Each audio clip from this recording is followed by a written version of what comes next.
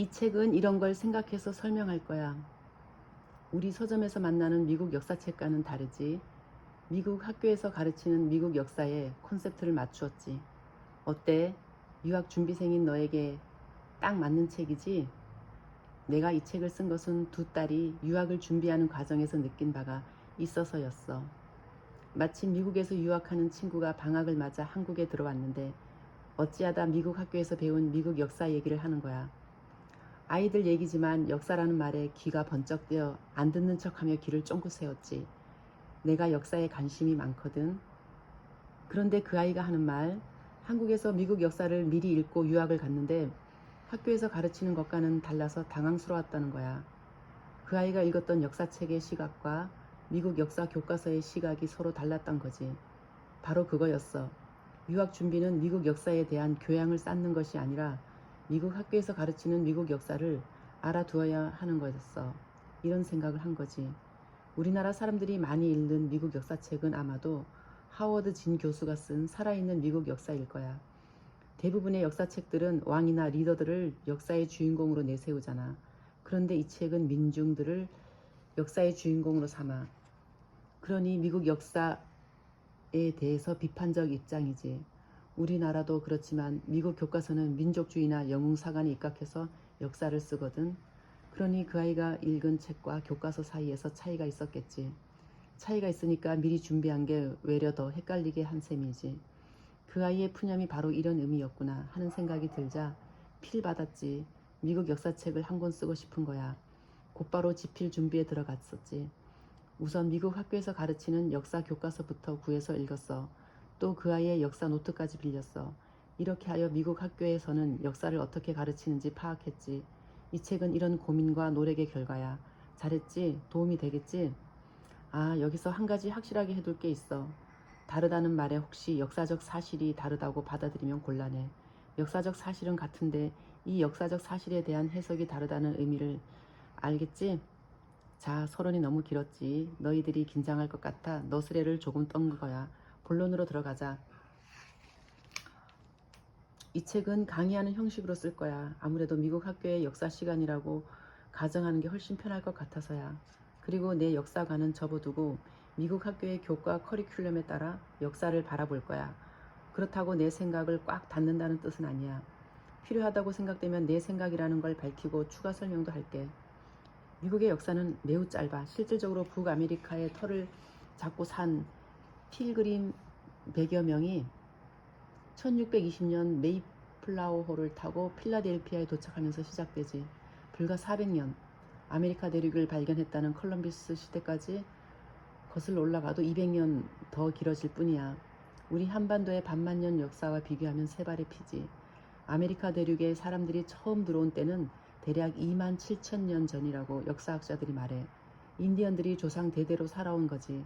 그러니 아메리카에도 역사하면 의례 있는 구석기니 신석기니 하는 시대가 있었던 거야.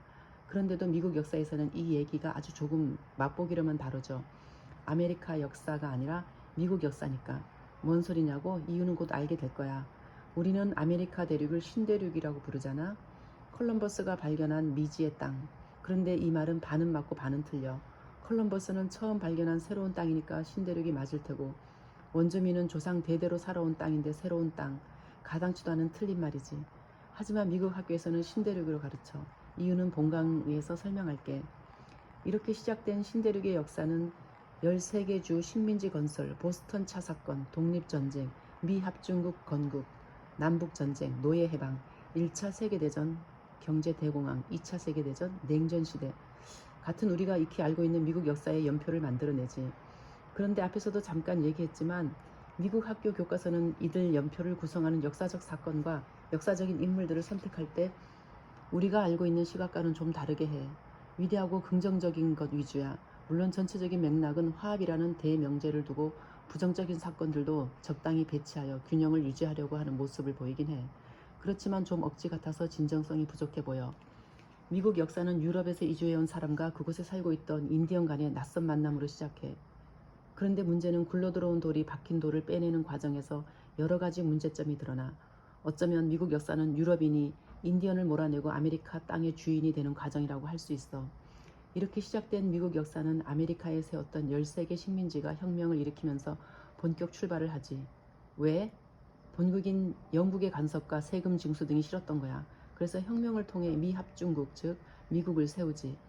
미국은 북부와 남부가 각각 특징을 지닌 형태로 발전해. 북부는 공업을 중심으로, 남부는 플랜테이션 농장으로 대표되는 농업을 중심으로. 그런데 남부와 북부가 입장의 차이가 컸던 부분이 바로 아프리카 노예에 대한 것이었어. 북부는 노예를 해병해야 한다는 입장이었고, 남부는 노예를 해병시키면 농장 운영이 안 되니까 반대했지. 결국 이것 때문에 남북 전쟁이라는 내전까지 겪어. 미국은 영토 확장의 욕심을 아주 많이 부려. 루이지애나와 알래스카를 헐값에 사들이고 멕시코와 일전을 벌여 뉴멕시코주를 빼앗고 서부를 개척하고 괌과 하와이도 편입시키지. 20세기를 맞아 자동차를 비롯해서 철강, 철도, 전신 등 인류의 발전에 혁명적인 영향을 미치는 발명품들과 함께 주식을 사고 파는 금융업까지 등장하면서 미국은 명실상부한 세계 최고의 부자 나라가 돼.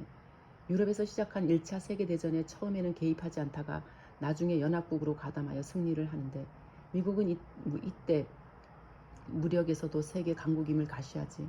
하지만 너무 일찍 샴페인을 터뜨렸다고나 할까? 1920년대 말 경기 침체가 오면서 대공황이 일어나 지옥으로 떨어지지.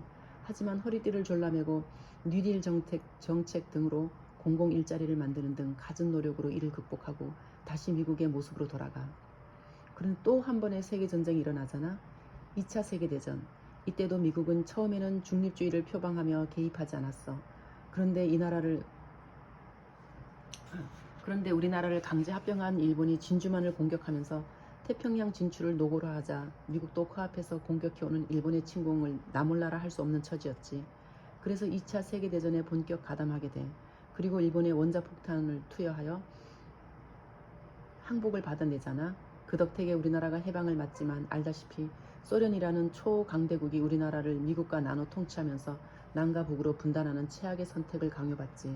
이후 미국은 소련과 두 강대국 체제를 이루며 치열하게 무기 증강 경쟁을 벌이면서 세계를 쥐락펴락하지. 하지만 이 냉전 체제는 미국의 대땅뜨 외교에 힘입어 무기 감축에 나서게 되고, 소련의 미하일 고르바초프와 페레스트로이카에 힘입어 얼음이 사르르 녹지. 소련이 점차 자본주의적 성격을 가미하더니 급기야 해체되고, 소련의 우산 아래 있던 동유럽 공동체가 무너지면서 사회주의의 종말을 고하게 돼. 이유는 사실상 미국 동무대가 됐지. 요즘 중국이 도전하긴 하지만 아직 역부족이고, 하지만 요즘 보면 미국의 힘이 조금 빠진 듯한 느낌이 들긴 해. 이슬람 세계와의 갈등으로 9.11 테러와 이라크, 아프가니스탄과의 전쟁을 치르면서 베트남 전쟁처럼 전투에서는 이기고 전쟁에서 지는 그런 양상을 보이기도 하고, 집값 폭락으로 시작된 금융위기로 경제가 휘청거리고 있잖아. 그러나 미국은 미국이야.